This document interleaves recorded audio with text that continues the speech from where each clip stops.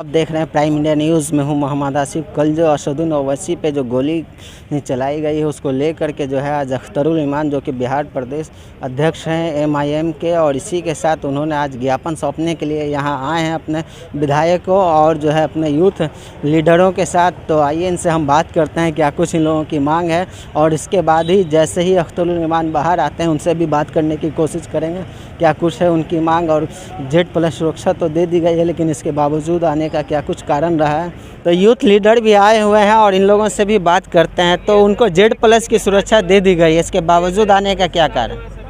हमारे बिहार प्रेसिडेंट जनाब अख्तरुल ईमान साहब राज्यपाल को ज्ञापन सौंपने के लिए गए हुए हैं और हम लोग यहाँ पे आए हुए हैं। तो ज्ञापन में क्या कुछ है? बस हम लोग इसकी कड़ी मजम्मत करते हैं। जिस तरह हमारे कायद जनाब बैरिस्टर असदुद्दीन ओवैसी साहब पर गोलियां चली हैं, वो एक गरीब मजलूम की आवाज़ हैं, जो उत्तर प्रदेश में 5 साल से जो मुसलमानों के ऊपर अत्याचार किया जा रहा है, मस्जिद के नाम पर, मदरसे के नाम पर, दाढ़ियों के नाम पर, इसकी मैं कड़ी निंदा करता हूँ। और भी यहाँ पे जो है युवा नेता। तो क्या नाम हुआ आपका? अखलाक सराइजल है। अखलाक सराइजल। तो यहाँ आए हुए हैं, क्या कुछ ज्ञापन सौंपना है कि भाई कल जो इंसिडेंट हुआ हमारे देश में, ये बहुत दर्दनाक इंसिडेंट है और इस इंसिडेंट से पूरे देश को चोट पहुंचा है। गांधी के देश में जो मतलब गांधी के रास्ते पे जो चल रहे हैं उनके साथ ऐसा इंसिडेंट किया गया है। इसका मतलब ये निकलता है कि गांधी के सीने पे फिर गोली चलाया गया है और इससे पूरे पार्टी, पूरा देश सदमे में है, सदमा पहुंचा है। इसी के लिए मैं गवर्नर साहब के पास हमारी सीनियर पार्टी लीडर आए हैं और वहां पे ज्ञापन देंगे हम लोग कि इस इंसिडेंट को से हमारे देश को बचाया जाए, हमारे नेता को बचाया जाए, हमारे सीनियर लीडर को बचाया जाए, इसको रिपीट न किया जाए। तो 2 लोगों को जो है इसमें पकड़ लिया गया है, इसके बावजूद आप लोग जो है आए हुए। देखिए, उनको सख्त से सख्त कार्रवाई होना चाहिए। उनको कम से कम 20 से 25 साल की कार्रवाई होना चाहिए। हमारी मांगे है प्रधानमंत्री नरेंद्र मोदी जी से कि उनकी जैसे आप पे आफत आई थी तो सब पे कार्रवाई होना चाहिए।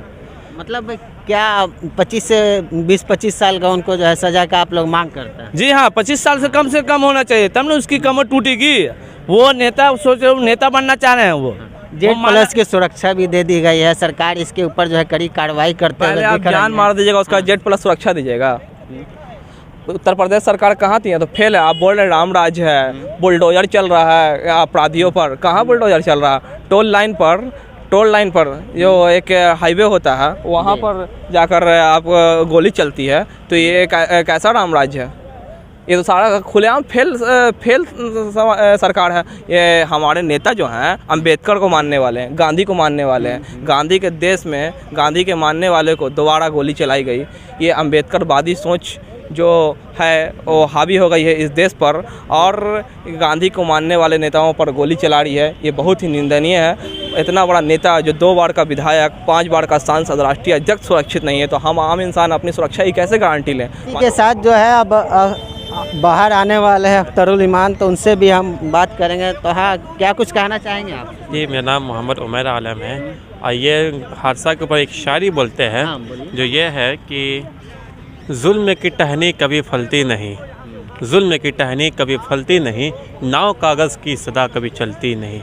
एक और हम बताते हैं, इधर आ सितमगर हुनर आजमाए, तो तीर आजमा हम जिगर आजमाए। बहुत शुक्रिया, बहुत अच्छा।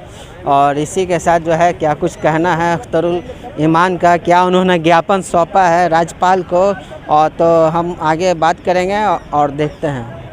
Z+ सुरक्षा मिलने के बावजूद ज्ञापन सौंपने के क्या कुछ जरूरी है? मामला ये है कि Z+ सिक्योरिटी बड़ा मसला नहीं है। जिन लोगों ने हमारे लीडर पर हमला किया है, ये कौन लोग हैं, इन पे पीछे कौन लोग हैं, उनको बेनकाब किया जाए। और जो लोग जहरीली भाषा बोलकर नफरत फैलाते हैं और गंगा जमनी तहजीब को तोड़ने की नापाक कोशिश कर रहे हैं, उन लोगों पर सवाल है। सवाल ये है कि लोकतंत्र को बचाना हर व्यक्ति की जिम्मेदारी है, और ये हत्या का जो प्रयास हुआ है वो बैरिस्टर असदुद्दीन ओवैसी पर नहीं बल्कि लोकतंत्र की हत्या करने की प्रयास की गई है। इसलिए देश के सामने में एक बड़ी चुनौती है, एक बड़ा सवाल है। इन तमाम तर सवालों का जवाब मिलना चाहिए, आला सतही जांच होनी चाहिए और पीसफुल इलेक्शन कंडक्ट करने के लिए सिक्योरिटी का मजबूत इंतजाम पूरे राज्य में होना चाहिए। मामला सिर्फ असदुद्दीन ओवैसी साहब का नहीं है, मामला यूपी के हर एक व्यक्ति का है, हर एक पार्टी का है, पार्टी के लीडर्स का है, वर्कर्स का है। और जब तक वो इलेक्शन में वोट नहीं डालता उस वक्त तक का है, इलेक्शन के बाद भी उनको सिक्योरिटी मिले उस वक्त तक के लिए हम सवाल खड़ा करें। अख्तरुल रहमान ने ज्ञापन सौंपने के बाद कहा है कि जो है ये सुरक्षा की बात जो है सिर्फ असदुद्दीन ओवैसी की नहीं पूरे देश की है और आम जनों की भी है और जो भी प्रत्याशी है उनका भी है। किन किन को आप Z+ सुरक्षा देंगे, ये बड़ा सवाल है।